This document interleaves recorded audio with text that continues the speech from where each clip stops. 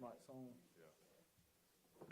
You can actually click on his name and hit mic on.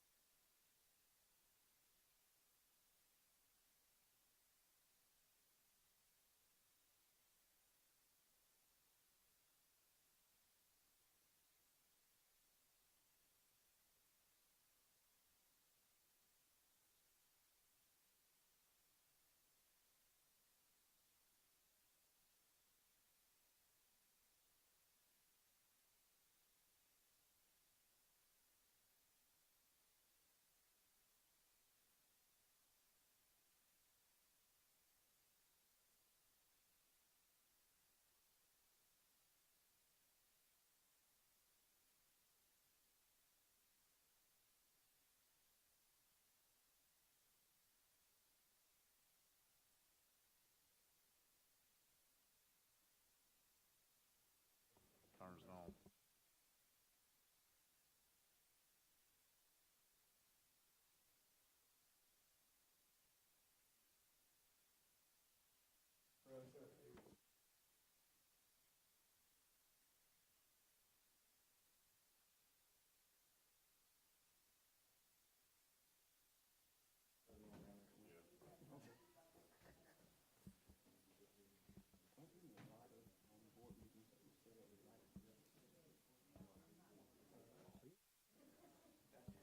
Oh, no, that was on. Is that it? Yeah. Mm-hmm. You just go to the, No, you went to the school's website to get to that.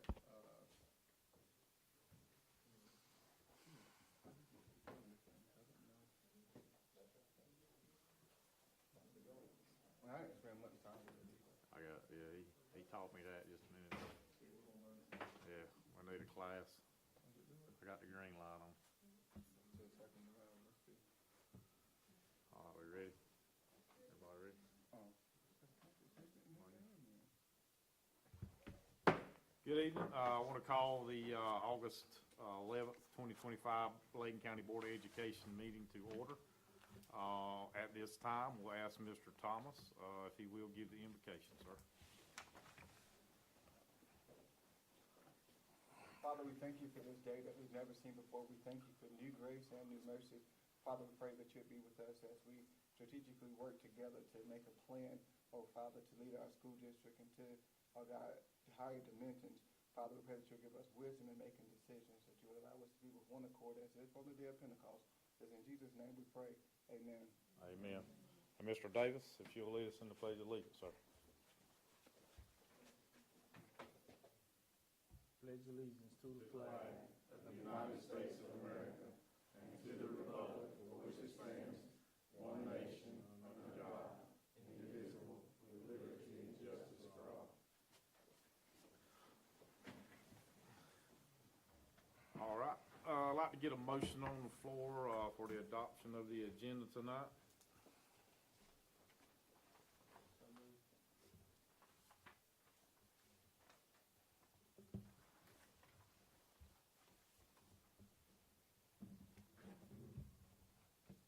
I have a motion on the floor. I've got Got a second. Any discussion? All those in favor by signifying by saying aye. All those opposed? Opposed? Motion carries. Like to get a motion on the floor for the approval of the consent agenda tonight.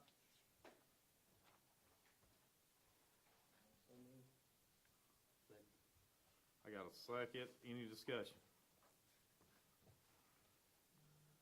All those in favor by signifying by saying aye. All those opposed? Opposed.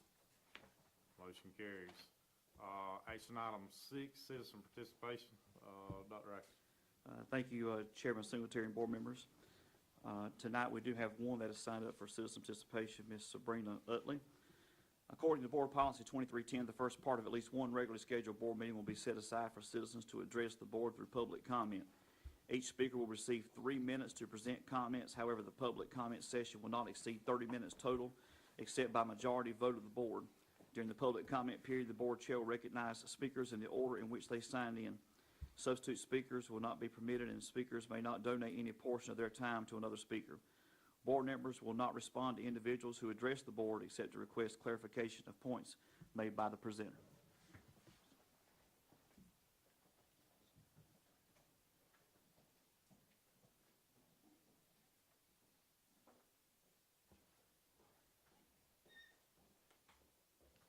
Good evening. My name is Sabrina Utley. I'm with Volunteers of America, which is a new program. We call it Quad County Save Program. It's a new program that's in 4 counties, Bladen, Brunswick, Pender, and Columbus. And Volunteers of America actually has been in existence for over 125 years, but this is our first year for this program. The program is for substance use prevention and awareness. I'm not sure if anyone in this room have ever heard of this program, but again, we're new. And so we are a free community-based program helping youth, young adults, families prevent substance misuse. Our initiative is to empower communities with education, resources, build strong support networks, improve access to prevention resources, and share knowledge. We are funded by SAMHSA, which is the Substance Abuse and Mental Health Services Administration, and we're currently providing information with evidence-based practices such as Catch My Breath. Catch My Breath is an evidence-based youth nicotine vaping prevention program for grades 5 through 12 that has been proven to substantially reduce students' likelihood of vaping. Our second program that we use, evidence-based also, is called Talk, They Hear You, which is a goal to provide parents and caregivers with the resources they need to address the issue of alcohol and other substances, to include vaping with children under 21. So we have 2 brochures. I'm not sure if you have copies of these at this time, but the first brochure is for the community, and this brochure has all the services that we provide for youth and their families. And since you don't have the brochure right now, what we have in here is we have refusal skills for peer pressure, we have coping skills, we have stress and anxiety, we have anti-bullying education, we have mental health first aid. The second brochure that you'll receive is for what we consider as partners brochures. And on this brochure, we have where we can do trauma-informed care. We do understanding the spectrum of substance misuse and prevention. We do have clinically licensed staff in order to provide these services. We have a monthly coalition meeting. It's held the 4th Thursday of every month. It's at 12 p.m. via Zoom. And we've had Ms. Ellie on our call before, and we would like to invite all of you to participate in our call if you can. We can send that invite out to you guys, and that way you'll be able to hear more about the program. You'll hear about the other agencies in the community that are partnering with us, and also we'll be able to hear your suggestions that how we can better assist in the community. From this presentation, we would definitely appreciate if the board will think about Quad County Save for some of our evidence-based practices to assist the youth in the schools. Also, again, we do have other services that we could use for the staff and the teachers. On the program also, on the brochure, you'll see that we have a QR code. You could scan the QR code and all our information will come up. We also do have Tracy Underhill's information, which is our director, along with her business card. And then with that, I just say thank you for allowing me to present today, and hopefully we'll hear from you in our meeting. Are you guys in any, this is the first year of the program. Yes, sir. Are you guys in any schools? No, we're visiting. Yes, sir. Yes, sir. We have done plenty of presentations out in the community, especially in churches, different community events and things like that, but we have not presented in the school. Of course, we started a little late, so by the time we started doing presentations, the school year was over. Sure, you say you have a call on Fridays, is that correct? Thursdays. Thursdays. It's the last Thursday of the month via Zoom at 12 p.m. And Ms. Utley, if you can share that with me, I'll make sure all the board members receive that, if you don't mind. Yes, sir. Thank you. For myself, I'd like to hear more about it. So, do you have Catch My Breath in any other schools? We were starting with it, but the person that was working with the county has resigned to train someone else, but we were working with the county health department, was supposed to be doing that for us this year. But we do not presently, no, ma'am. DOA is based out of Columbus County, correct? So we're actually housed Housed in Columbus County. 'Cause you for also North did- Carolina, yes. Okay, you were a partner with Community Cares or Lowercase Cares for the Healthy Opportunities pilot program. Yes. It's a huge program. You work Yes. very, very close with. We're Hartford, with yes. Hartford, so, yeah. Mhm. Missed the program, right? Yes. So I think it's called to come back. Well, the last correspondence, it looked like maybe in the future, but yes, yes, sir. Mhm. Good deal. Just want to be sure I had the right agency. Thank you for your time, appreciate you. Thank you.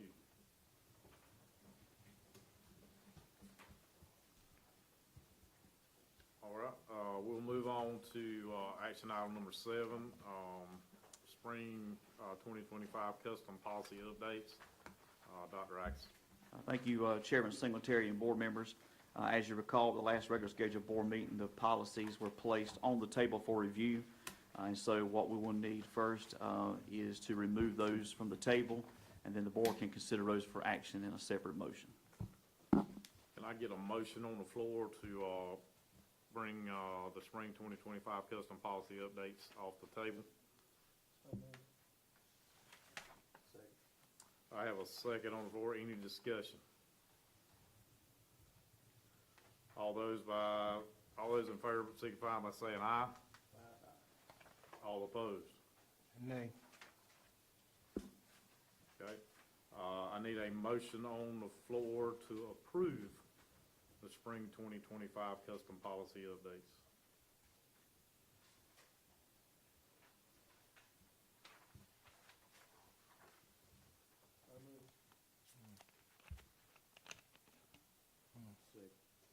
I got a second on the floor. Any discussion at this time? I think there's the policies that were emailed to us.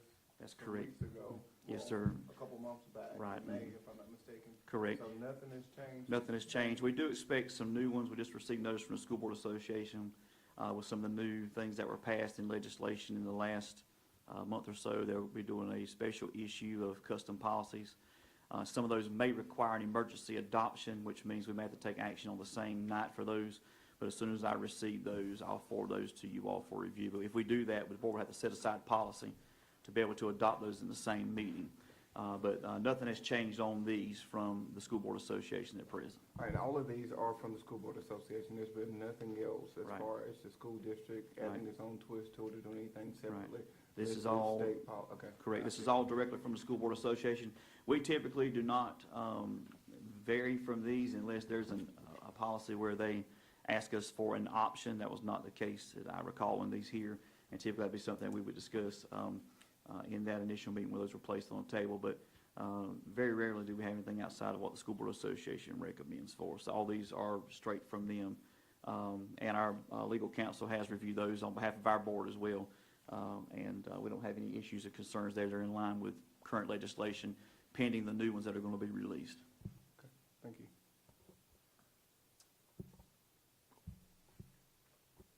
All right. Any more discussion? All right, all those in favor of approving the 2025 custom policy update signify by saying aye. All those opposed? Opposed. Motion carries.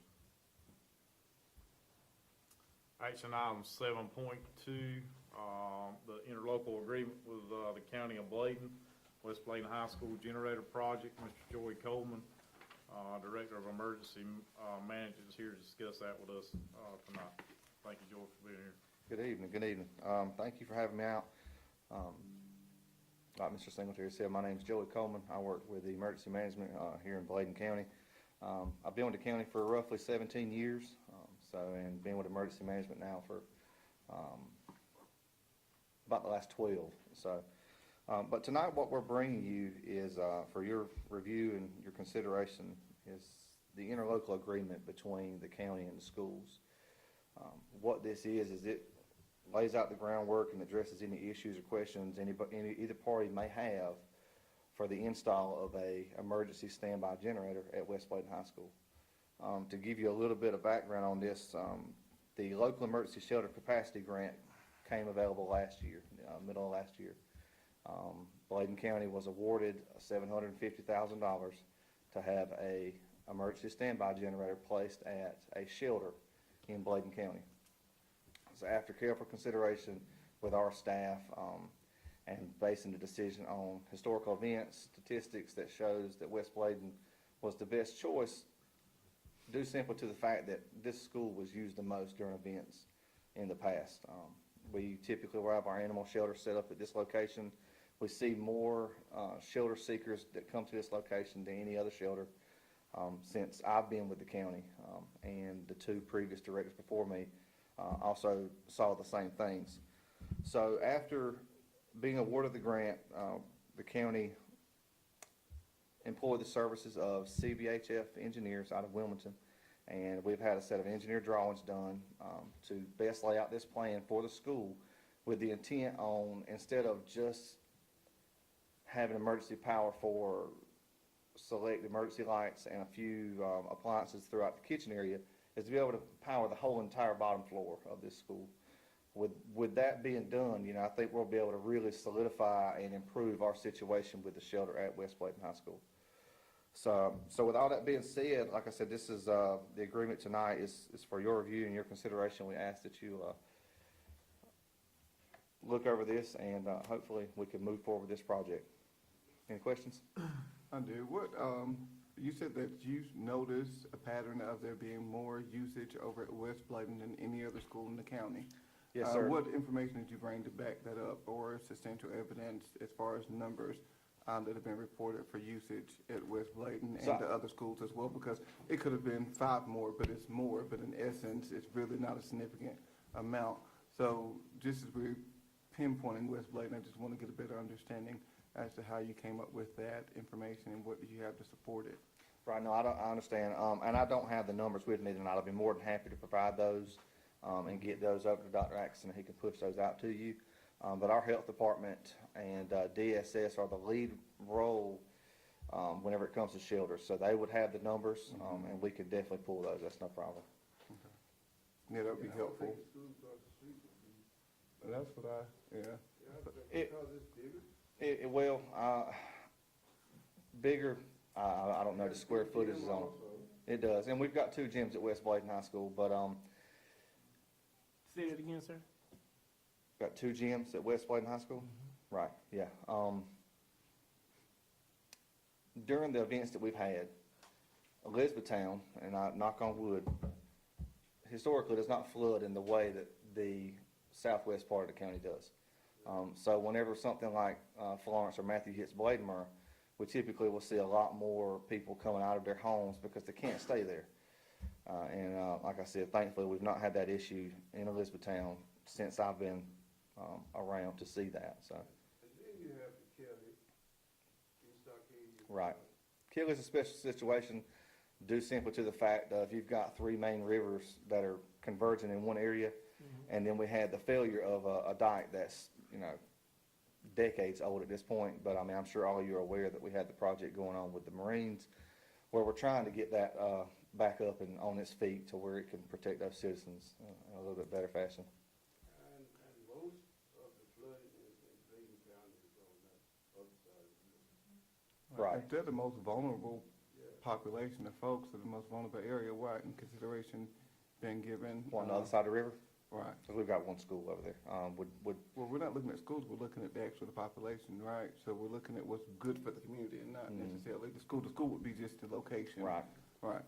Yeah, so as far as numbers go, I would assume that yes, that side of the river is less populated, but we still need to try to offer as much protection and services provided that we can. At this time, we've got the grant for one school, and in the future, we would of course pursue other grants to kind of keep building on top of what we've already have. Well, I'm just thinking that as far as proximity, if it was in Elizabethtown, it's probably the neutral location in all of our counties. So folks Right. from Bladen Borough are able to I guess, be transported to Elizabethtown. Same thing with individuals you said from Kelly versus going to Bladen Borough, having the folks from Kelly to go to Bladen Borough. So it's just neutrality, just Right, having a central location that's convenient for everyone. Understood? So you said the health department and DSS basically head this program? No, well, they don't, which program? So as far as shelters, whenever we have to open up shelters due to a large-scale event, DSS and the health department, yes, are our main players for staffing those and running any kind of coordination in and out of the shelter itself. But then that information, it goes back to the Emergency Operations Center that's at the courthouse. And then our EOC will be staffed with emergency management personnel. And of course, the health department and DSS will have staff up there also. Well aware of it, well aware of it. My question though is, how did you come to the conclusion of using West Bladen instead of E-Town Middle? It's a much bigger facility. Upstairs and downstairs, you can move the bleachers in on the bottom floor as well as on the top floor. You have capacity on the top and bottom. Not only that, if somebody was to get hurt or have a major issue, they're closer to the hospital here. So EMS can get to them a whole lot faster. They can get the care that they need a whole lot faster. If they had to go out and get any kind of supplies or anything of that sort, they're right here in town. Right. Drugstores, food, so forth and so on. So how do we get up way on the other side of the county with this grant to put when we need it here first? And then I think we need it here first and then try to accommodate the other schools in the county. So my question with that is, how did we come to that decision and who was the person who made it? So the decision was, like I said, based on the numbers that we've seen in previous storms. And I agree that having a standalone shelter in town would be great. The convenience of being in town, of course, is a factor, but typically when we have shelters open, those drugstores and restaurants and fast food joints are not open. We're at that point, we're housing people who are put out of their homes. At the same time, we're in the recovery mode of trying to get them back there. So we're not looking at long-term shelters at this point. But those, like I said, the decision was made by the Emergency Management Office for Bladen County, and it was solely based on statistic and historical evidence that we've seen that school is used more than any other school. West Bladen's used Yes. more than E-Town. So let me just say this about, and I hear everything everybody's saying, so this is my opinion. When you're at West Bladen or if you're at East Bladen, and everything's on a single floor. So if you had to go to the gym at East and you got to walk outside to get to a cafeteria, is that correct? So you got to move from building to building. Is that right or no? If you're staying in the gym and then you have to go to the main school, then I would, yeah. Yeah. You do have to go outside. If you're at East or West, then everything's in one place. So your auxiliary gym, your cafeteria, everything's in one unit, right? So if you're using the gym over here as the shelter, then you've got to leave the gym to go inside the school to go to the lunchroom or whatever. Is that correct? Is that what we're saying here? That's my understanding of the layout, yes, So sir. I'm just thinking from you got less moving parts if everybody's in one station. I hear what you're saying about the hospital, but here's from my personal experience on hurricanes. It don't flood much in town. It always floods in your rural areas. And that's why people flood out from, swamps, rivers, different things. So and to be under one roof where you got all the, you got your lunchroom, you got 2 gyms, so you got all your spaces there, from that standpoint. Instead of being at the gym, you got a band room. So you gotta leave that gym at middle school, right? You gotta go inside to go to somewhere else to get to somewhere else. So, I hear the hospital pieces and all that stuff, but I would assume we'd have emergency services at west or east or wherever we put the generator at. Is that correct? That's Somebody's understood, there standby. but those, even if you have emergency personnel there, they still are gonna have to transport back to the hospital, which is in town. If you were here, you're much closer. Not only that, if you have to medevac a person for some reason, you're much closer. Well, if we're medevacing somebody and the weather's permitting enough to fly in town, we would probably I medevac them understand from that. the facility. I'm just thinking of the situations that can occur Mm-hmm. and being readily prepared and easier prepared. Okay, because out there, it floods out there, it don't flood into town, as he just stated. It don't flood into town. So why would we wanna put them in an area that floods? Well, the So, school don't flood. to bring that back to the point that I'm trying to make is, I think that this facility fits that a whole lot better. A whole lot better. Like I said, everything is right here.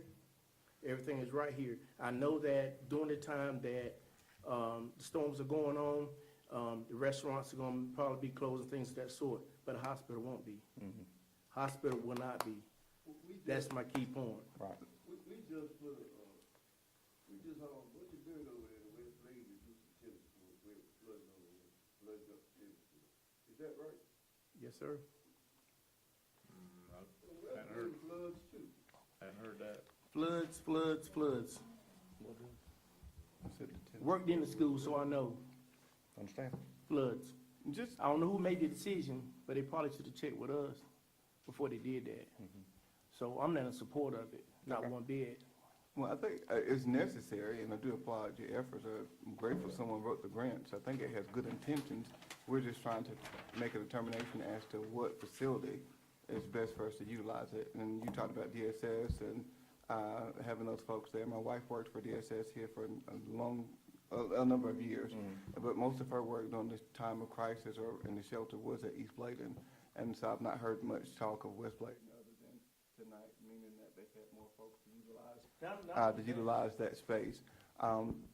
Again, that's still, even though I understand the convenience, the point that you made about proximity to the cafeteria, but we should make a decision based on the cafeteria. What we're looking at is what's better for the man. Mr. Chairman, may I ask a clarifying question? If the board does not approve this agreement, That was my next question. then that means that this generator will not be installed at the school, and it's up to emergency management to decide whether to propose that it's installed elsewhere. So my understanding of the grant.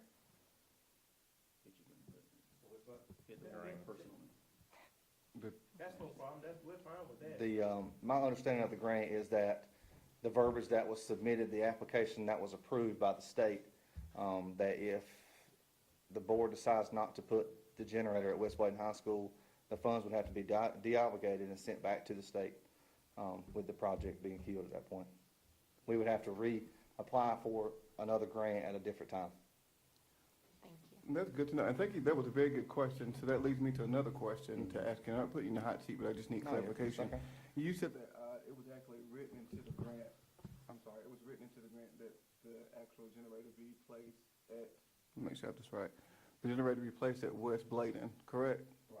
All right, and so I would assume that your agency or whoever the grant writer was did not select West Bladen on your own without having some type of consultation or having input from someone with the school district. So there was some conversation that took place, is that right? Conversations with who? Someone from the school district, whether it be the superintendent or the board or whoever, in order for you to get the approval to put West Bladen, because obviously you wouldn't go and apply for a grant and say, I want to put this at West Bladen. Someone had to okay that and then say, right.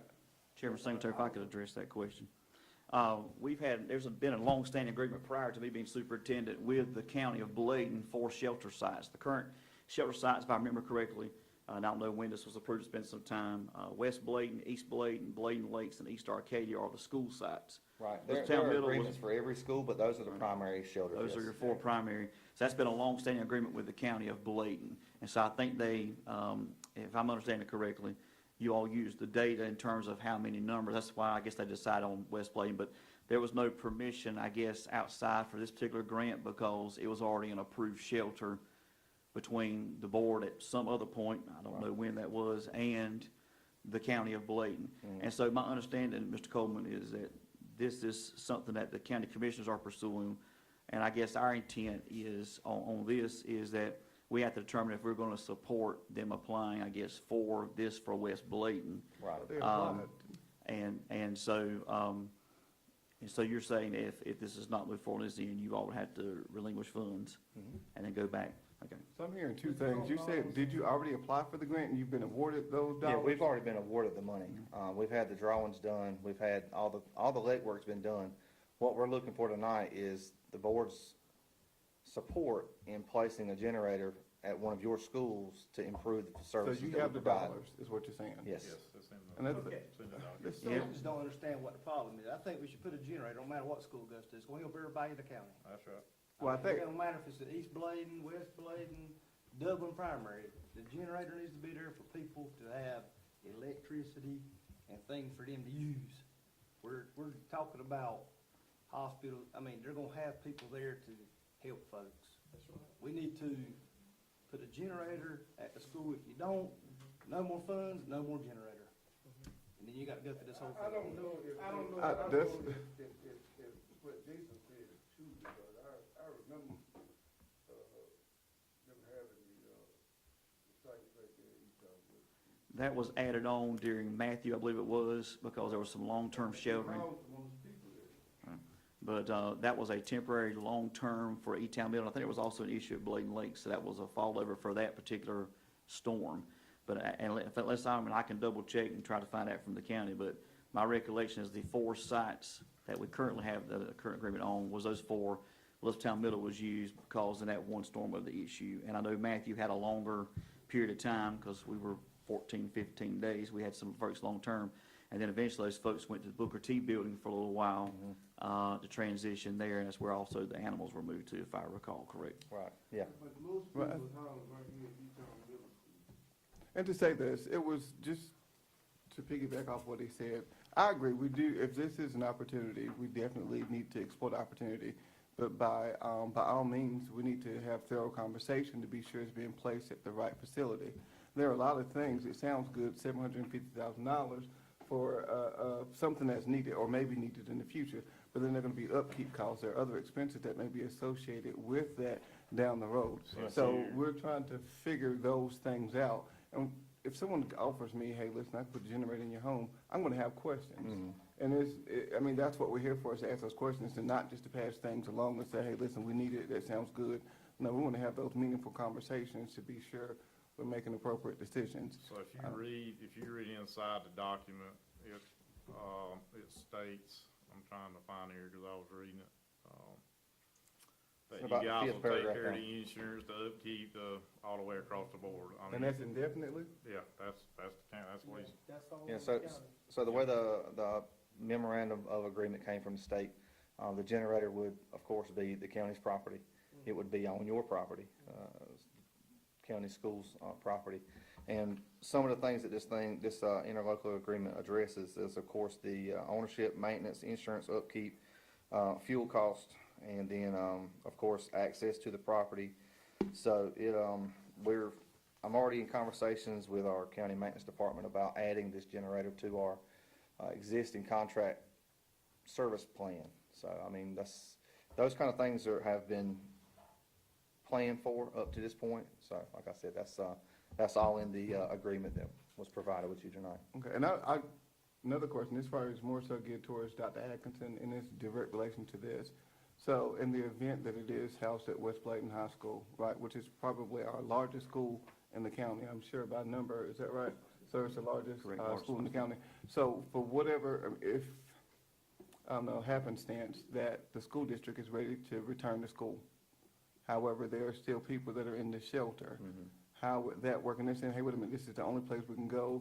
This has been identified as this. What do we do in that regard? So, again, there is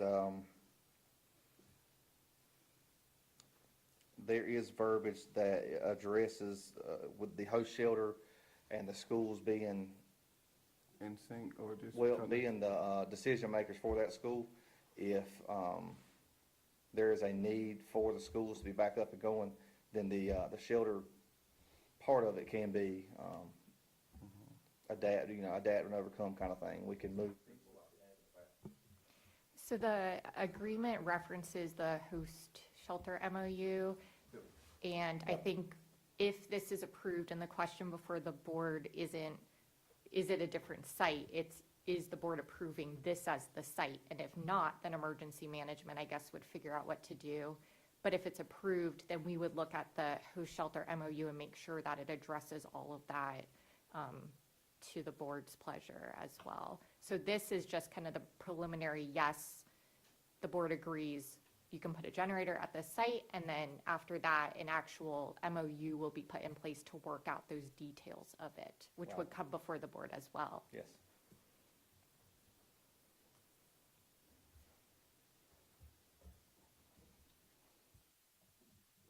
And Mr. Coleman, just making sure, it looks like the county commissioners took action on this at their last meeting last week, is that correct?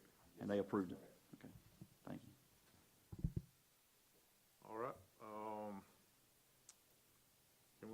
can we get a motion on the floor for action item 7.2, interlocal agreement with the county of Bladen, West Bladen High School generator project? I have a second on the floor. Any more discussion? So, just so I'm clear, what we're doing now is voting to approve the generator with no logistics or anything as to where it's gonna be located. We know it's to provide electricity to the first floor.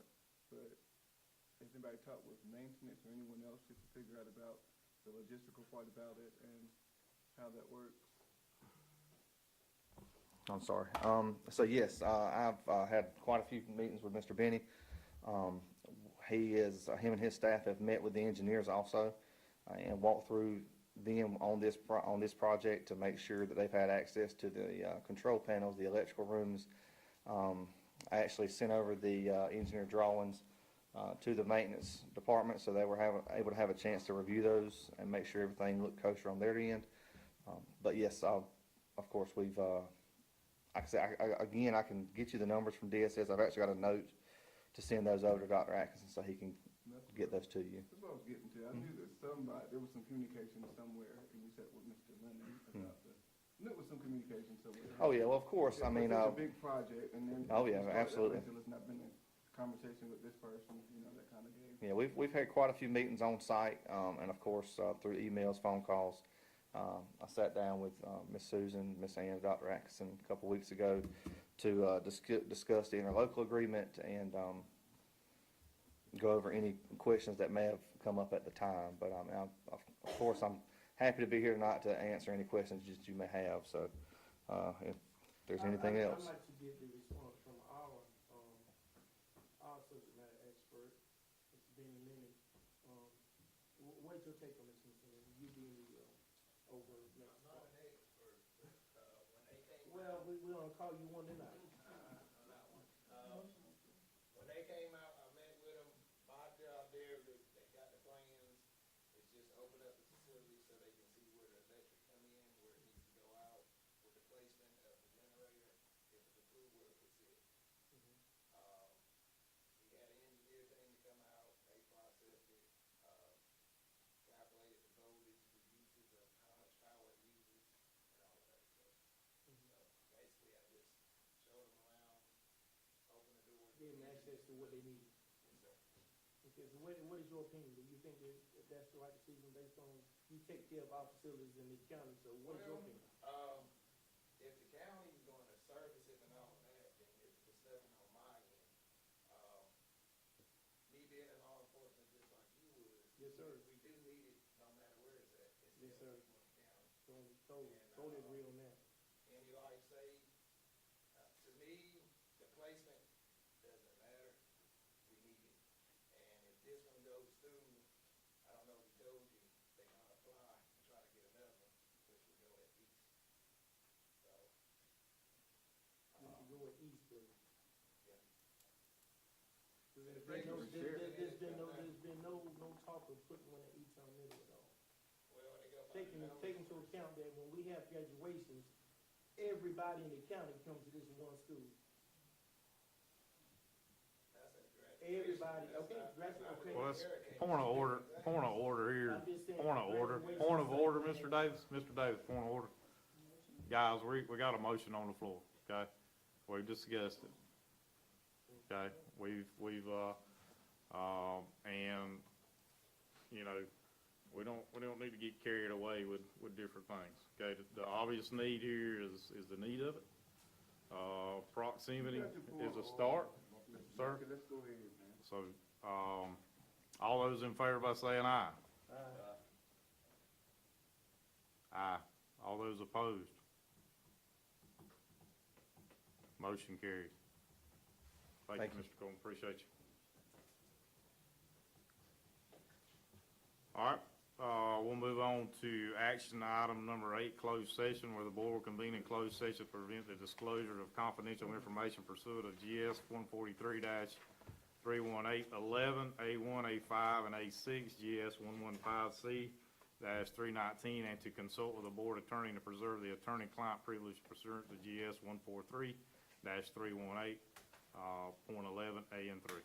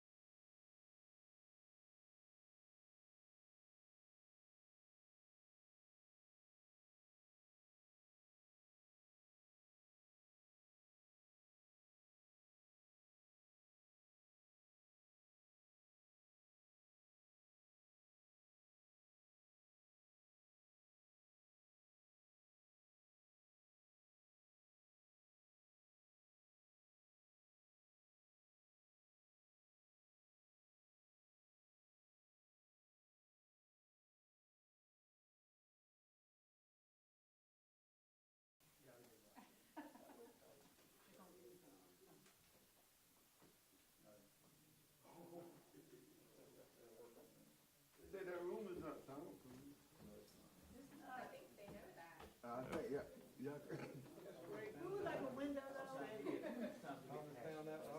Yeah, absolutely. All right, if we can get a motion on the floor, bring us out of closed session. Second. I got a second on the floor, any discussion? All those in favor by signifying by saying aye. All opposed. Action item 901, personnel action items, Dr. Atkinson. I keep forgetting this. We're all getting used to these microphones turned on. Chairman, Secretary, Board members, I'm requesting you approve the board personnel action items, please. Can I get a motion on the floor to approve the personnel action items? I have a second on the floor. Any discussion? Yes, and that is for the actual items that we discussed in closed session. I will say that I'm very disappointed in some of the names that are not listed. I will say that, so just want to share that. Very disappointed. All those in favor by signifying by saying aye. Aye. All those opposed? Me? Motion carries. Action item 10.0, matters of interest to the board. Yes, is anyone, I don't want to take the time, but I do have a couple of things that I want to mention. One was, there was an email that was sent to all of us some time ago. I think it was around June the 30th. There was an employee who departed, and for whatever reason, I tried to open the email on July the 1st. I sent an email out to everyone. I don't know what the email entailed or what it consisted of. It could have been, hey, there's a bomb under the building. It could have been, hey, listen, I want to give you all $10 million. I don't know what it was, but the email is gone. And I don't know if there's a way that we can pull that up to see. Did anybody read the email? What was the name on the email? Can I say that? I'm not sure. Sorry, I'm not sure what the context is. If it So we don't is know. about a I don't personnel know. It could have been- situation, then No, no. we don't know if it was a personnel situation or not, but I can say the name since we don't know if it's a personnel situation. It was Miss Deborah Guyton. She shared an email with all of us, and it just, I can't open it. We'll end it there then, in Okay. terms of the information shared. Alrighty, so the next thing is, I, Before you go further, can we get it sent back to us? We're gonna need to figure out what the exact email was and And what was the get date it of the email? it should recirculated. have been the I got the 30th. email, I mean, I can read it. No, on the first, when I tried to open it, it was gone. Yeah. It's not there. She can resend it herself. She can resend it. But I don't communicate with anyone outside of, That would Okay. be easy to have her do. Yeah. What can sometimes happen with Google Drive is if someone shares something with Google Drive, if they take sharing rights away, then that might be what the issue is, depending, but we have to look into it to see what it was. We can have technology take a look at that. She's no longer a employee of the district, so she can send us what she'd like to send us. She can be contacted, we can still get information. okay. All right, so did I give you space, Mr. Rhoda? Yes. I'm sorry, thank you. The other thing is that we've seen in the news, there's been a lot of concern about budgetary cuts as it is with public education, and that is alarming. A lot of folks don't know what our next steps are, and I've noticed that some other school districts in different areas are hosting town hall sessions, and those sessions will allow parents and students to meet with board members and to get a clear understanding of the direction of the Board of Education, and then to answer any questions that they may have. So I would like for us to possibly entertain that. I think that would be good for our district to have folks to have an opportunity to ask questions, or if they don't ask questions, to share their concerns. Good point, Mr. Thomas. And one thing that we just received information about 2 weeks ago on the federal funding that was kind of up in the air. One challenge I think that obviously I know families have concern about, and obviously I would too, is we know that's coming back. Is it going to come back the way it was going to be previously funded? We don't know 100%. some of these things too, we're waiting on, direction from DPI in terms of, those allocations. We still have not received a state budget either. There's a lot of unknowns right now. The only budget that we have received that we know what the actual final dollar amount is from the county, and we already know where that's at. And so, we talked about that with principals in a sit retreat, with schools and all last week, and about trying to obviously increase that parent-family engagement and being fully transparent about what that is. I do know that the one big, beautiful bill, which is the federal funding bill, I know the last thing I had read on the Senate side for that is that does not include Title I or special education funds. Title I was actually a federal fund that was in place before the U.S. Department of Education was formed. And so the last I had seen on that, so there's still a lot of unknowns. I do think it's a good idea once we kind of get a bigger picture. I'd love to see what that quote-unquote big beautiful bill, as it's been named, really is. One thing that still gets more traction, we know we've been going back and forth with Lee Andrew for 20-plus years now. We've been told there's some more traction there. That was designed obviously to target historically underfunded rural school districts, Bladen being one of those. I will tell you, in terms of state money, one of the most, just out the gate, the way they're doing funding now, we lost 4 teaching positions when our student numbers had actually increased. And so some of this stuff that they're coming out, a lot of it's kind of initial allotments, but nothing's been finalized. What we've been given now, I can give to Ms. Harrison here in a moment some specifics. They have done what's called a mini budget bill. The only thing that really accomplished was our teachers received their step change, but there was no money increase. Is that correct? It's a step increase. Step increases also, no salary. And so based on last year, so if I was year 15, I would go to year 16 this year. And those steps don't pertain to every position. Right, well, we have steps in others, but the only ones that they've authorized now has been teachers. Right. And so, right, so, correct, so none of our like non-certified admin, no one's getting their year step increase that they would have at this point. Y'all know probably about 2-3 years ago, we went without a state budget till almost November. It makes it difficult because we're really kind of operating on a continuous.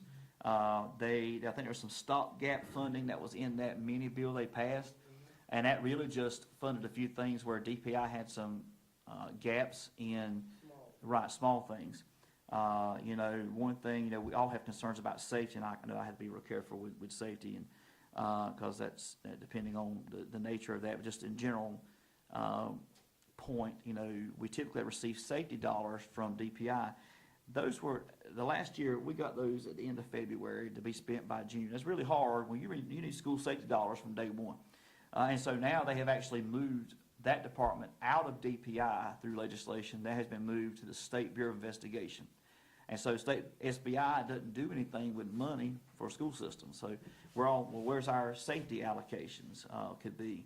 And so there's just a lot of questions. I agree, once we have more information, it may be good to have some information sessions like that, especially as schools begin to have their Title I nights, or maybe even something district-wide, or like you said, a town hall style meeting. Obviously we'll keep you all abreast. It's just kind of eerie because all that uncertainty with federal, and it caused us to kind of sit back and take a look at some things and how we're going to progress. And honestly, right now, I think we're all nervous. What's this going to look like? Even though we've got a patch now, or supposedly for like Title II, III, IV, and those funds, we don't know. What's that going to be like in the new year? And when you've got folks who are paid from those funds, it's really unnerving not knowing and having uncertainties about what may take place in that. And so definitely we know that that is something we're going to have to stay abreast of. But I agree, as soon as we can get more information, I think it'd be great to get out as much as we can. Because I do notice there are some families, and just not to call out anyone individually, but some of the targeted funding dealt with some of our English as a second language, multilingual learners and migrant education learners. A lot of those families are very nervous and don't know, from day to day kind of what's going to happen in that landscape. There has been earlier push in the year with the immigration enforcement. And so, again, there's a lot of questions. In fact, I fielded a question from a parent today. They just want to make sure their child was going to be okay coming in our school system. And, we're here to educate all. That's always been our mission. And so, we're going to do that to the best of our ability. We as educators, I think, have always learned to do a whole lot more with a whole lot less. And the unfortunate thing is we continue to get hit. I will say from a local budget perspective, because I think this fits in the context, our local budget is not keeping up with rising costs and utilities. Rising costs and things that we have no control over. You have to have lights, you have to have water, you have to have those things, fuel for buses, all that. It's not keeping up with that. And I realize there's other agencies in the county that, and so we're gonna have to have some kind of conversation of what is the best way and next step to do that. Because we cannot continue to operate on the same bottom line operating budget. People know it in their homes. We feel it in your homes now. You go pump your gas, your utility bills, all that stuff has gone up, and that's magnified even for us too. So a lot of uncertain times in the world of education right now as it relates to money. Have you taken a look at Senate Bill 55 electrification? Yes, let me pull this up a second. I want to make sure I'm referencing the right one. That's the one that speaks about removal of Correct. unauthorized personnel from private property by law enforcement. That's one of the major concerns that the state is saying that we need to be aware of. Right. It's already happened in other counties. I've talked to board members in other counties and commissioners in other counties, and they're already facing these actions. I don't know that it's not gonna hit us. Right. I hope that it doesn't. One thing that we did early on in the year, which I think was great, we did give some guidance out to schools, and we had shared it with you all as well. But one thing that I think is important too is that, we kind of gave them, we had some conversation at one of our law symposiums regarding, obviously we've got to abide by the law, but there are some safety measures and protections that we have in place when it comes to interacting with children in the school setting. And I think we had a conversation even about that even in here about, in terms of a child's age, when they can and cannot be questioned, parent being present, parent not being, that kind of thing. And so I know that that law has some other areas, but we're seeing a lot of things come out of Raleigh that are aligning to things that are coming out of Washington. And so when we dealt with the last conversation, or excuse me, not last conversation, but the last thought about budget and some of the things that are saying, so we know that North Carolina had increased opportunity scholarships last year. Federal has done that now. State's talking about increasing it again. So there seems to be a lot of parallels in some of those things. It's not saying anything against a party. It's not saying anything against a person. It's just the reality of kind of where we are at this point. The focus on public education, I consider it to be an assault on public education, because we continue to get hit from every corner. And if we want to do something different in Raleigh, we take cuts in education to make it happen. I'll give one example, and I'll move on from this. We had an allotment that was given to us last year that was designated. We said, oh, well, great, we got something new. Well, I guess we were naive for a few moments on that. We found out quickly that they took money from another allotment, low wealth, that the district benefits from, that you don't need to cut in, needs to be increased, to create that fund. And then that fund was also available for nonprofits and all to take advantage of, and it wasn't locked to just school systems. So that was another example of taking money designated for public school children attending public schools in North Carolina to fund something that is either non-public or private, or in some entity that would not be, in the best interest of kids. We have some great nonprofits that are doing a good job for kids. Not saying that. We have some that are not in it for the right reason. And so for us, when you're taking it from an allotment that's designated for public school children, who has the oversight when that money has moved on? And so I say this, the safety example again. You've taken safety money from under the umbrella of DPI now to SBI. No offense, thankful for SBI and what they do, but they don't deal with school business every day. And so you think about how is that going to work and how is that going to be allocated. So we're really up in the air, Mr. Thomas, board members, and a lot of this stuff right now. Mr. Davis, same kind of thing. So we're getting a lot of things coming out of Raleigh, expect more to come. But, you know, honestly, right now, we have to see what we get and take it one day at a time, as the old song says. Thank you. I have a question, if I may, go ahead. No, is yours regarding what we were discussing, or is it? Okay, I have something different. Just to finish up, again, it is more so, I guess we can discuss this in the open session because it's not about a particular person, it's about a policy. And so we discuss policies in open session, so bear with me as I try to read this. This writing is a little small. This is dealing with policy number 7805. This deals with the evaluation process for the superintendent. It says in section B, the superintendent shall then meet with the board. Excuse me, let's go to the beginning. Each year, the superintendent must conduct a self-assessment of his or her own performance needs using the rubric evaluating North Carolina superintendents or another instrument selected by the board. This self-assessment will become the basis for setting preliminary goals for the upcoming school year. The superintendent shall then meet with the board and share the results of the self-assessment and his or her plans for the next school year. Such plans should address the areas that need improvement as well as areas of strength that should be expanded and enhanced. At this meeting, the superintendent and the board will establish the conditions of the annual evaluation, including 1, the scope of timeline of the evaluation, 2, the goals and other performance expectations of the board, 3, evidence and documentation necessary to demonstrate the expected level of performance, 4, the potential consequences of poor performance, and 5, the potential benefits of exemplary performance.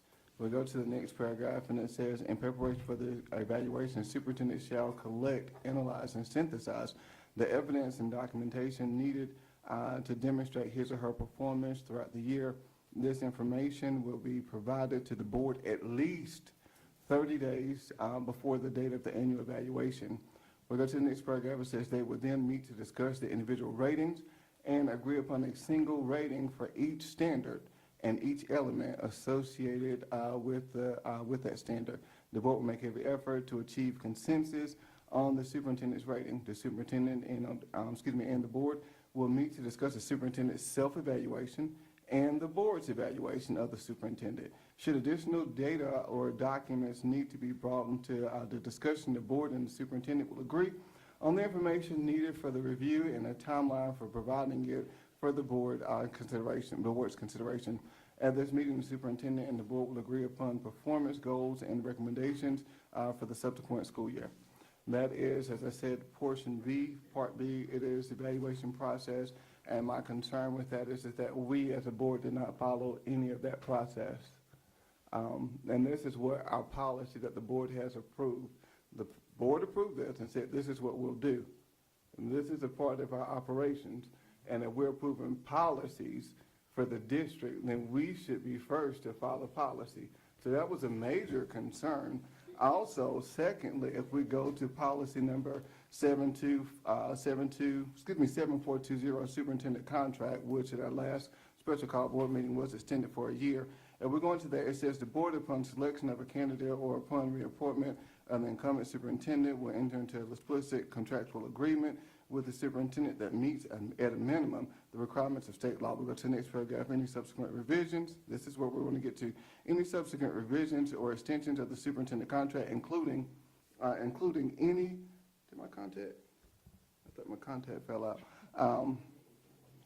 Including any additional compensation will likewise be voted upon by the board in open session, which we did at a duly called board meeting, which it was called, after the board members have had an opportunity to review the written amended document. That was not extended to the board. There was only verbal conversation in regards to extending that. So according to policy, we needed to have this in writing. There was no evaluation instrument that I had access to. I'm not sure about any of my colleagues, any of the other board members, but I did not see a self-evaluation from the superintendent. Neither did I participate in a meeting with the superintendent to discuss it. And so for that reason, I think it was a unfair treatment for the superintendent and for the board as a whole, we did not follow policy, and in turn, we have extended the contract for a year, and that was also outside of policy. So those are my concerns, and those are actual, unless something has changed with these policies, that is how we are to govern ourselves. So I will say that typically when it's board member comments, people don't respond, so this is new to me with your board. But I'll just say that I know we discussed this. It's my understanding that the district typically has not followed this policy, which I agree No, but it's still a needs policy. to. If it's a policy. Oh, I'm not excusing Yeah. that. I'm saying that's been the practice.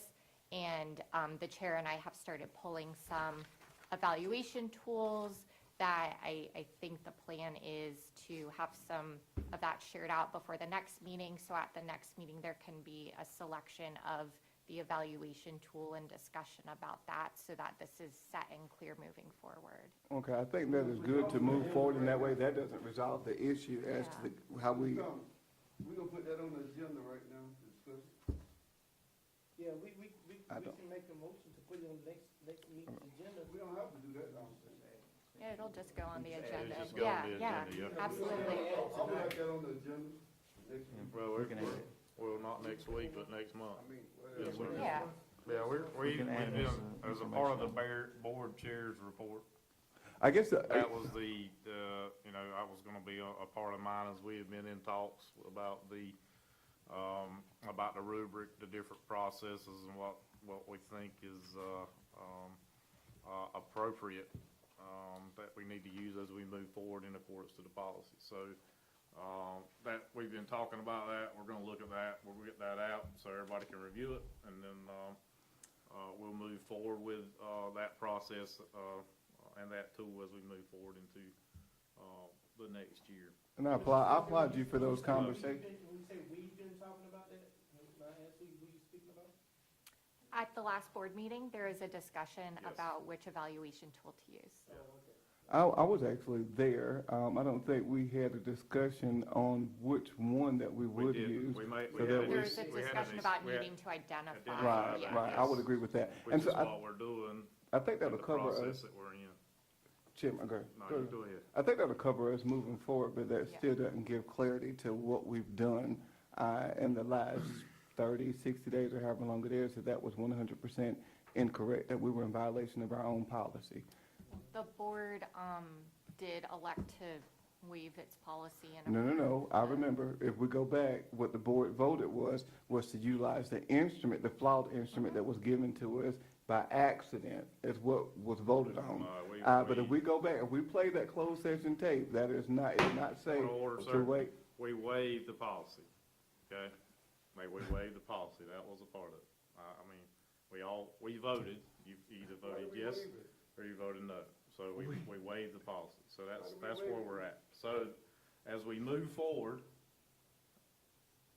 in support with the lawyer, Ms. Weinstein. Oh, I want y'all to follow your We're, policies.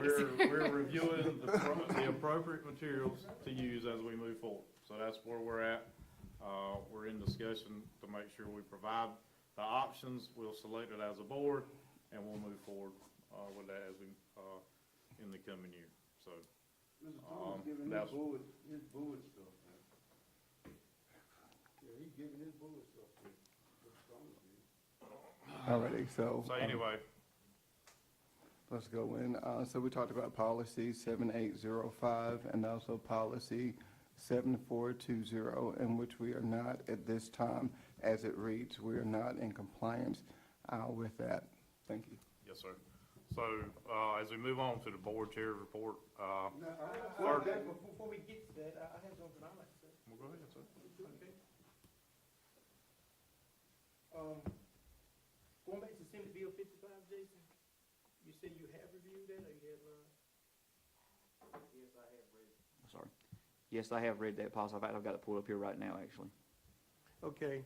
I just want to make sure, I think it's important that we look at that bill and that we know where we stand with that, as well as, we also need to make connection with, local authorities and see where they are with that. And, because how it's been happening across the state, they contact the local authorities in that area. They even hiring officers from other counties. These people are quitting their job and they're signing up with ICE and coming over to adjoining counties and working because they don't have the manpower to do what they're doing. Right. So that's what's taking place. I mean, they quitting $50,000 jobs and getting $50,000 salaries plus to take on a new position. And it don't even matter. I mean, the sheriffs are dealing with it, the police chiefs are dealing with it, officers just leaving. And it's put their departments in a very bad position. Which brings up my next question. Where are we at with our school resource officers? I'll let Ms. Brown also address that. We had a meeting, we're expecting a contract to be coming for you all the next month, as well as an update, but we did, I asked Ms. Brown to go ahead and share on that, please. With the update on that, we have right now 10 certified personnel to go into the buildings. We do not have 12, we have 10 right now. That's better than 6. And the contract that we talked about, making sure that we had those people in place without doing the overtime deal that we've done in the past. So we have discussed that there's no overtime. We've discussed that. That's what we're proposing to be added to the contract, to be clarified. There'll be no overtime pay on behalf of the school system, so that's clarified in writing in this new contract. You saying that's what we're proposing? Well, what we're telling them, we would bring before you all, that needs to be a statement about the overtime pay. And the Bladen County Schools is not responsible for any overtime pay. That would be on the back of the county of Bladen, not the school system. Okay. That sounds great. So we have 10. We have 10 certified officers right now. Okay. Anything else? That's it. That's it? Okay. I can say I'm happy with that at this point. I hope that falls through as we expect it to. Somehow, I still can't sleep until I see it in writing. But Well, and we didn't want it to be rushed through. That's why we said we need to bring it, you all have plenty of time to look at for next month, and before we do a new agreement for this year. and can we please make sure that this contract outlines what their duties are? That was another and- question that Ms. Brown and I also mentioned, spells out time, expectations, before school, during school, after school. One of the concerns I know the board has had, I've received too, is helping out with traffic. That's something else that needs to be done. That's been a big concern, a lot of our schools. I know Mr. Orrock is here tonight. They're doing some rerouting at West Bladen like East Bladen did last year to help some. Yeah. But it's also beneficial to have them out there helping with traffic control. And that's been one area that we said we needed some support in as well.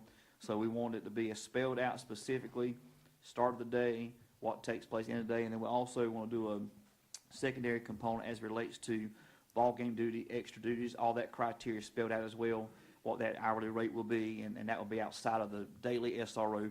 But all that stuff will be spelled out in terms, this is the expectations when we have a ball game, in terms of coverage for the parking lot, coverage for the building, how that's going to be maintained and managed. So it's better to have all that spelled out, and that's something that we wanted to clarify for this year for both of those. Yes. So there's no question on the side of the board, no question on the side of the community, because when they see them, want to make sure that obviously what we're paying for is being done, and that our community feels safe when they're going to ball games from the parking lot to the building and back out. We also even talked about to the point of, as bookkeeper or staff is leaving with money, to have an escort to the bank to do the overnight deposit. And so those are some things we felt better, because when the money's put into the bank, it's insured, and not just in a safe in the school. So that's something that I wanted to add to that too, because that's the way it used to be done many years ago. Now you can grab a safe and go, but when it goes inside that night deposit, it's on the bank side, and it's safe and it's insured. So that's something we wanted to get back to as well. Okay, and it may not be, it may or may not be able to do this, but we need to make sure that they're present as students who are coming into the school and they're going through the Scantrons, which we are using, correct? Yes, sir. Yes. That has been Okay, made clear. and we do have the wands, Yes, sir. Yes. okay, so that we can check those students and the officer be present at that point. That's correct. It may depend upon what he's involved in and things, what's going on at school, but for the most part, it needs to be there. Correct. And East and West Bladen, they were very expensive. We were, on the prior grant last year, we were able to put in a body scan unit as well at East and West, and we're looking to expand that to the middle schools and elementary if possible this year, preventing we get the safety money. That's another tool in addition to the metal and wands. Okay. And so we're doing all we Which school can to is beef up that? our security. We've got it East as and West have it now. You're right, okay. Yeah, so we're hoping to get to the middle schools this year, at least at a minimum. But they're Okay. about $25,000 a unit. They're not cheap at all. No, they're not. But That's it's a good, safety. that's a good deal. It is, because they were a whole lot more expensive than that. So the technology has changed some and it has come down, but, you never can have too many safety provisions. One other part of that, if I may, Chairman Secretary, add to that, one thing we're also looking at with those safety funds is, we already kind of have that now somewhat. Tar Heel School is the perfect place for it. The new construction has that safety vestibule. It's going to require us to do a little bit different in some of our other schools. East and West will be easy in terms of putting up a wall to create that. That's where you have another holding area before going to the office. And so we're going to have to do some work. Part of our other plans, and that is to also look to restructure entrances so that we create that vestibule at every school. So guest comes in, they still go into a holding area, must go into the office to check in and not have access to the building. And so it's much easier to high schools with a wall covering the athletic hall because you kind of got that now with that additional wall. But other schools, we're going to have to kind of recreate some of those entrances, but that's definitely a big safety feature in the new construction that needs to be in every building. So that's one other thing we're going to be doing as well, is working through some reworking of those entrances with those grant funds from safety. Okay. And the last thing that I have is going back to the position over at East Bladen High School. Then we have Mr. Greg High in our audience tonight. Thank you for coming, Mr. High. And the gentleman that came with you, Ryan Hudson. Thank both of y'all for attending tonight. These gentlemen applied for the position at East Bladen High School, and I just want to thank you for your interest in assisting our kids in learning the sport of basketball. It gives them another opportunity to Mr. make it. Davis, point of order, sir. This is, obviously, matters, dealing with, personnel, that needs to be. What matters for person? discussed. All I'm doing is thanking them for applying for the Understand, sir. position. What I appreciate that. personnel issue is that? It is against the policy. It's not Discuss against what- yes, policy. sir. We don't care about policy. I understand. How's it against policy? I'm thanking the gentleman for coming to the meeting. understand. What is that, how's that against policy? Just saying, sir. We How is that discuss against policy, personnel Chair? actions. So naming applicants, now, I might assume that you were aware that Mr. Davis is going to thank you, which could change things, but there could be an applicant who did not want that information shared with the public. Correct. And that is why that information is typically kept confidential. I don't want to speak for y'all, but that's why that information typically wouldn't be shared. So is it inappropriate for me to thank him for coming? It's confidential whether somebody applied to a position with the school system. That's all.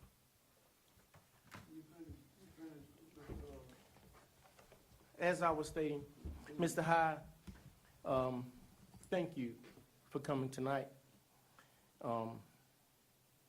Thank you for your interest. And I do appreciate you showing up tonight, you and the gentleman that came with you. Thank you so much. I think we know where the rest of this is going. I have a few things to say. Go ahead, sir. I wanna know, I guess maybe I should have this on the agenda also. What, if we don't think that, we think an investigation will screw you, what should we do about that as a board member? I think that's a question for the attorney. I don't think Mr. Singletary I don't think he's got the knowledge nor the expertise to answer that question. I did make a And I really note. don't want his answer anyway. I did make a note for myself to pull some information for y'all, and I'll send it to you before the next meeting to help I mean, understand that, yeah. My thing with that is that I think a lot of investigators have been skewed.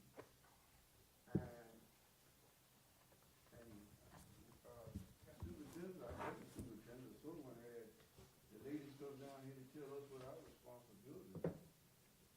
And we sit there and listen to it, you know, we sit right through it. And, you know, they may can tell us what our responsibilities are, but I think my responsibility is to the community and making sure that they be treated fair. Amen. And- Say that again. and If I think an investigation is skewed, then, whether you think it's my responsibility or not, I think it is. And, maybe we need to put that on the agenda to talk about that too. Maybe, do some investigation procedures of who's doing it and what's going on with it. And that's all. I just want to pick it, and this is it, and I'm done. Dr. Atkinson, I Other think button, that, other button. this one? In here. I think I need it. All right, thank you. All right, so Dr. Atkinson, you've mentioned presentation of policies and addendum to policies, and that there is a process that you have to go through in order to do so. I think in the past, what we've done is if there's a policy that needed to be amended, we had to bring it before the board and then wait a month or so, and then we voted on that. So it's nothing that is done instantaneously.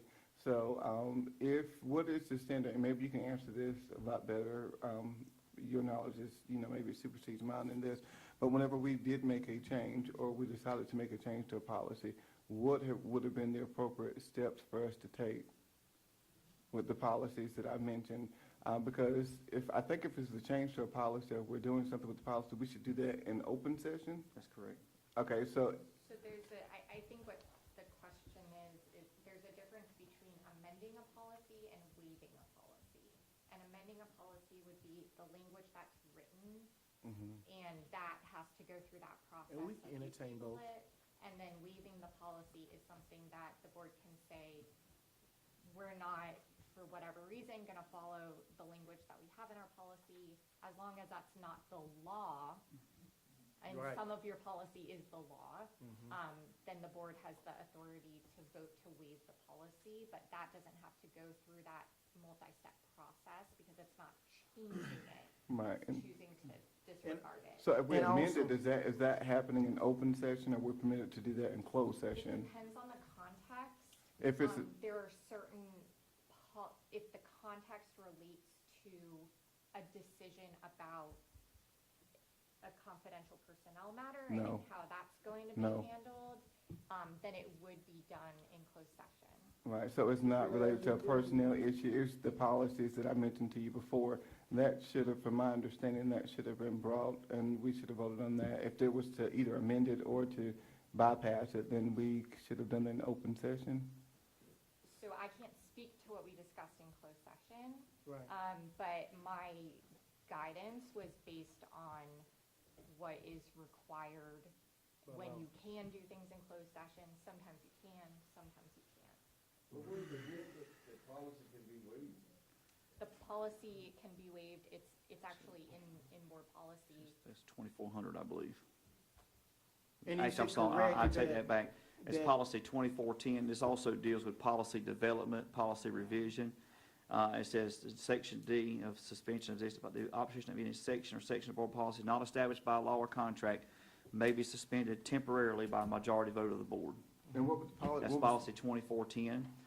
When it deals with policy development, it says any board member, individual, group of citizens, students, employees may initiate proposals for new policies or changes to existing policies. Initiate will refer to suggestions to the superintendent for study prior to public discussion of the proposal and board action. The board desires that policy decisions be made on the most complete and reliable information available. To this end, the superintendent will seek input from the board attorney, other professionals, school system personnel, potentially parents, citizens as appropriate in the development of proposed new policies or in the revision of existing policy. So if there's something that the board wants us to take those two, allow board attorney to kind of work through that, and we could also check other school systems, see what changes are there, and then bring that back for discussion. In accordance with policy, it could be discussed, tabled for a month, and then brought back, or you all could suspend and say, no, we won't take action tonight, so y'all have that right too as well. Well, I guess the question is now, if we do decide to suspend the policy, do we do that in open session? If it's not geared towards one single individual, it's not affecting their term of employment, can we do that in open session? There are situations where you would do that in open session, absolutely. It really just depends on the circumstances, so I can't really give Of the policy. general guidance. Because as the policy, as it states, you I think can I was add to it, you specific with can't the take away. policies. If the policy's in place by the state, if it's a state rule, you can add to it, you can do what the state requires, plus add some things to it, but you cannot take away. Sure, if there's a state Right. board policy, if there's a statute or 25 federal years of law law on the enforcement, I know issue, what I'm of doing. course you can't, I mean, I wouldn't advise you to violate Right. the law, but your own, the DPI policies, Right. which you all usually just adopt, a lot of that does not have to be written that way. There are plenty of school districts that don't just adopt Exactly. their policies as written. That's exactly right. Well, we can just waive policies whenever we just want to. You need to start acting like it. So much disrespect, that knows me. All right, we'll move on to board chairs report. First off, seeing a lot of activity on the, school, sites. We got a new app out there. It's very informational. That just come out, I think, last week. Reviewed that. I see all the schools are participating in workshops, training, different things like that, getting prepped for the new year. So thank you guys. All the leadership in our schools. I know early college was the first day in today. Mr. Mark Edge, and his team, it was nice to see, reviewed that, on, FB as well. A lot of communication out there. Appreciate everybody that puts their heart into that and gets it out there, as well. Looking forward to, a fantastic school year.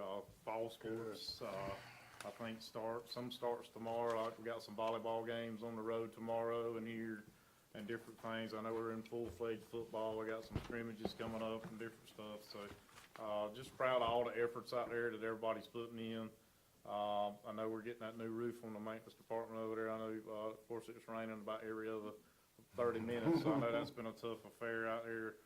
And just the effort from everybody, from the district office down to our cafeteria workers. And I know we've got some obstacles and barriers that we're trying to, jump hurdles with funding and different things like that. And I think I walked into the office one day and there was a big call with everybody, and we're trying to, that just kind of just erupted into one thing. So it takes a lot, it takes a village, it takes a lot of effort, to try to figure out how to get things correct, get people in the right places, and sometimes it's not the most opportune, but I think we do everything we can within the walls here to make things happen. So I just appreciate the effort, especially principals, vice principals out there. You guys are getting the buildings ready. I've seen some pressure washing in different places. I've stepped into a few here and there and spoken to a couple. I've made some calls and, hey, do we need anything? Are we ready to go? All those types, involvement. But just appreciate everybody and what they're doing and the efforts that we're putting in. So thank you guys for all that. So, Dr. Atkinson, I'll defer to you, sir. Thank you, Chairman Singletary and board members. I'll just echo, great first day for Bladen Early College, a lot of excitement there. Also on behalf of the college as well, the college classes will start for all students, not just early college, but also our CCP students next Monday. And so we'll have some of our high school students that are not early college coming back next week to take some college classes. And so we're excited for that. The county was able again this year for our CCP program. The county commissioners did provide funding to the college to cover textbooks for our high school students. So early college was covered by those state funds already. So any child in Bladen County Schools that wants to attend college classes, they'll pay for it once. Obviously, if they don't pass the course, it's on them the second time. But the county did provide funding to the college to offset that for our high school students. So no child has to come out of pocket for any cost at all.